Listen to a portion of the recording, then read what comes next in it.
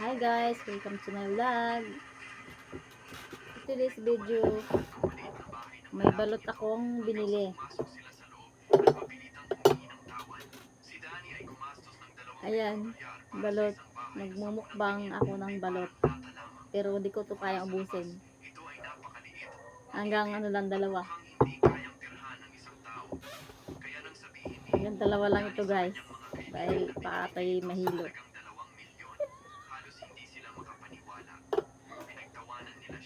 Kain tayo. Tikman natin. Balot nga.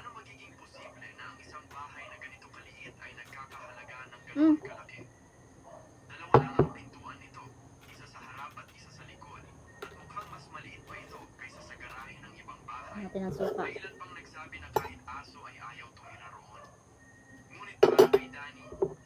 Ano pa? Mainit pa. Kain tayo guys. Isang bagay na matagal niyang pinaghirapan.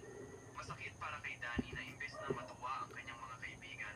Bawal ang madaming balot ngayon kasi lahat ng ipon niya, lahat ng pagod dalawa lang. Dito niya inilagay. Kaya kahit nasaktan siya, nanahimik na lamang siya at hindi nakipagtalo. Sarap. Lumipas ang ilang araw at nagpasya si Danny na imbitahan ng lahat ng kaibigan. Meses, tikman mo na to ah. Gusto niyang ipakita sa kanila ang katotohanan. Pagdating ng araw ng pagbisita, balot to sa may balot sa ano sa puti. Malit lang ang sisig niya. Sa loob, bumungad sa kanila ang isang napakagandang disenyo. Hindi ito ordinaryong bahay. Ang loob sa mahilig sa balot dyan. May maluluwag na kwarto, modernong kusina, at matalinong arkitektura na nagbibigay ilusyon ng mas malawak na espasyo. Ang bawat sulok ay planado. Hi guys, welcome to my vlog.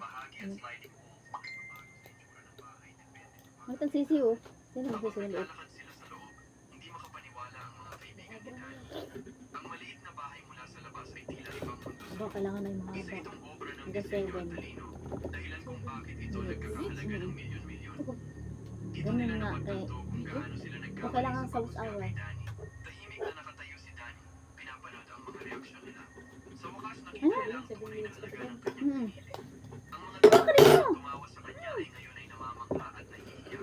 Gusto mo bang makita kung ano pa ang nasa loob ng bahay? I-comment ang house para sa...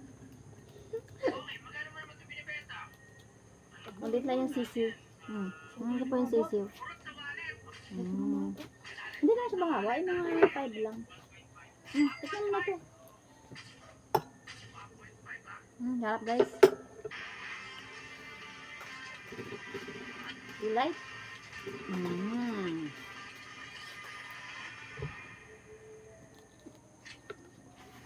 Yun na.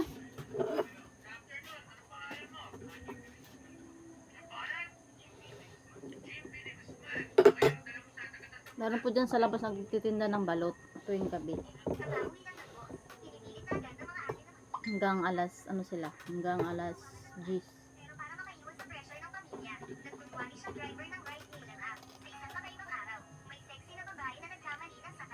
Mura-mura dito ang balot guys. Kasi sa Manila. Sa Manila 30 eh. Yun din?